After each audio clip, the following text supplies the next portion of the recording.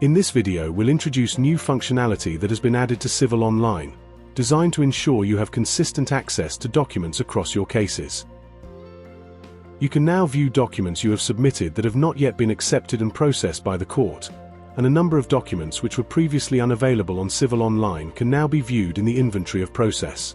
And if you're accessing a court of session case, functionality has been added to documents relating to minutes of tender or pursuers' offers.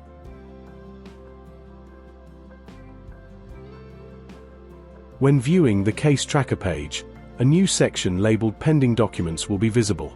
This is where any documents you have submitted to the court, but have not yet been accepted and processed, will be displayed. Please note that the Pending Documents section will only display documents lodged by you. Any documents submitted by other parties will continue to only be visible within the inventory of process once they are accepted by the court. After lodging a document in the usual manner, the date your document was submitted, along with a link to open the document, will now be present in the Pending Documents table. Please note that sometimes there may be a very short delay before the document is visible. Once the document has been processed by the court, it will no longer be present in Pending Documents, and will be displayed within the inventory of process, if appropriate. A number of documents which were previously inaccessible on Civil Online can now be viewed within the inventory of process. In sheriff court cases, certificates of intimation and oppositions to motions are now visible. They will be displayed directly below the document they relate to.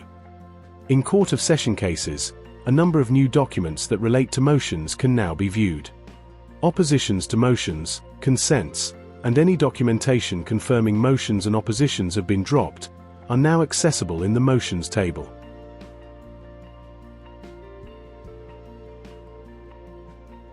When members of the judiciary began using the internal Court of Session digital case management system, minutes of tender and pursuers' offers were no longer added to the inventory of process at the point they were lodged, as this would notify judges of their existence.